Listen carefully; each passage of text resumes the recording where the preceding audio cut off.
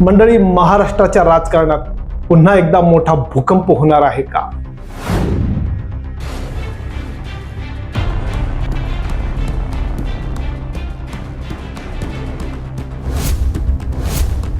मी पुन्हा येईल म्हणणारे मुख्यमंत्री देवेंद्र फडणवीस आता दिल्लीच्या राजकारणात जाणार आहेत का?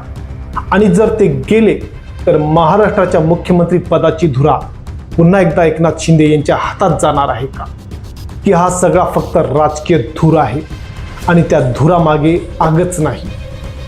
गेल्या काही दिवसांपासून सोशल मीडिया आणि राजकीय वर्तुळात या चर्चेने अक्षरशः धुमाकूळ घातलाय. पण या चर्चेमागचं सत्य नेमकं काय आहे? या चर्चेला सुरुवात कुठून झाली आणि याचा फायदा नेमका कोणाला होऊ शकतो? तर देवेंद्र फडणवीस खरंच केंद्रात जाणार आणि एकनाथ शिंदे मुख्यमंत्री होणार, अशा प्रकारच्या सोशल मीडियावर फिरणाऱ्या या चर्चेचं खरं चित्र आज आपण समजून घेणार आहोत. नमस्कार, मी कैलास आणि आपण पाहतात नमस्ते महाराष्ट्र. मंडळी, सर्वात आधी समजून घेऊ ही चर्चा अचानक कशी सुरू झाली. गेल्या काही दिवसांपासून सोशल मीडियावर एकच दावा व्हायरल होतोय: देवेंद्र फडणवीस केंद्रात जाणार आणि एकनाथ शिंदे पुन्हा मुख्यमंत्री होणार.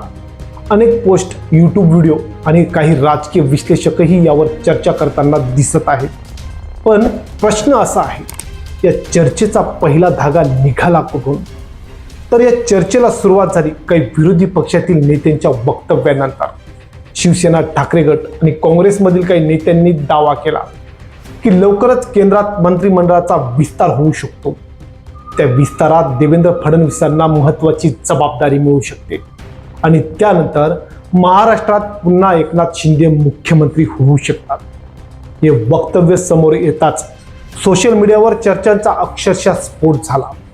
पण इथे आणखी एक प्रश्न निर्माण होतो: फक्त एकनाथ शिंदे यांचंच नाव का? तर यामागे काही राजकीय कारणं देखील सांगितली जातात. एकनाथ शिंदे हे आजही महायुतीतील प्रभावी नेते मानले जातात. त्यांच्यासोबत मोठा आमदारांचा गट आहे. ते यापूर्वी मुख्यमंत्री राहिले आहेत.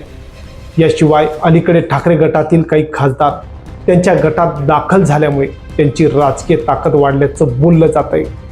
यामुळे मुख्यमंत्री पदाच्या चर्चेत त्यांचं नाव सर्वात आधी पुढे येणं अनेकांना स्वाभाविक वाटतं. मात्र या सर्व चर्चांनंतर भाजपने आपली भूमिका स्पष्ट केली. भाजपच्या नेत्यांनी सांगितलं की देवेंद्र फडणवीस महाराष्ट्राचे मुख्यमंत्री आहेत आणि तेच राहतील. त्यामुळे सोशल मीडियावर सुरू असलेल्या चर्चांना कोणताही अधिकृत आधार नसल्याचं त्यांनी स्पष्ट केलं. मग प्रश्न असा उरतो, या अफवा इतक्या वेगाने पसरल्याच कशा? जसं की केंद्रातील संभाव्य मंत्रिमंडळ विस्तार, महाराष्ट्रातील आगामी स्थानिक स्वराज्य संस्थांच्या निवडणुका, तसेच एनडीए मधील भविष्यातील राजकीय समीकरणं आणि विरोधकांची राजकीय रणनीती, या सगळ्या गोष्टी एकत्र आल्यामुळे अनेक तर्कवितर्क सुरू झाल्याचे सांगितले जाते. आता सर्वात महत्त्वाचा प्रश्न, या चर्चेचा फायदा कोणाला? काही राजकीय विश्लेषकांचं मत आहे की अशा चर्चांमुळे सत्ताधारी आघाडीत संभ्रम निर्माण होऊ शकतो. मित्रपक्षांमध्ये अनेक अपेक्षा वाढू शकतात. नेतृत्वाबाबत कुजबूज सुरू होऊ शकते. त्यामुळे विरोधी पक्ष अशा चर्चांना हवा देण्याचा प्रयत्न करतात, असा दावा अनेक जाणकार करतात. मात्र याकडे दुसऱ्या बाजूनेही पाहणं तितकंच गरजेचं आहे. कारण राजकारणात चर्चा, शक्यता आणि अधिकृत निर्णय या तीन गोष्टी मात्र वेगवेगळ्या असतात. सध्या देवेंद्र फडणवीस केंद्रात जाणार आणि एकनाथ शिंदे पुन्हा मुख्यमंत्री होणार, याबाबत कोणतीही अधिकृत घोषणा झालेली नाही. म्हणून सोशल मीडियावरील प्रत्येक दाव्यावर विश्वास ठेवण्याआधी अधिकृत माहितीचं वाट पाहणं योग्य ठरतं. राजकारणात एका दिवसात समीकरणं बदलतात, पण तोपर्यंत चर्चा म्हणजे चर्चा आणि निर्णय म्हणजे निर्णय.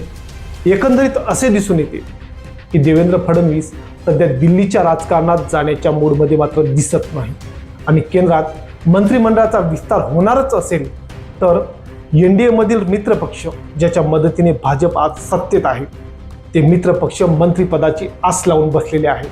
म्हणून जवळपास 99% देवेंद्र फडणवीस केंद्रात जाणार नाही. तर या विषयावर तुमचं काय मत आहे? देवेंद्र फडणवीस दिल्लीत जातील असं तुम्हाला वाटतं का? आणि तसं झालंच तर महाराष्ट्राचा पुढचा मुख्यमंत्री कोण असावा? तुमचं मत कमेंटमध्ये नक्की सांगा. पुन्हा भेटूया पुढच्या व्हिडिओत एका नवीन विश्लेषणासोबत. तोपर्यंत जय महाराष्ट्र.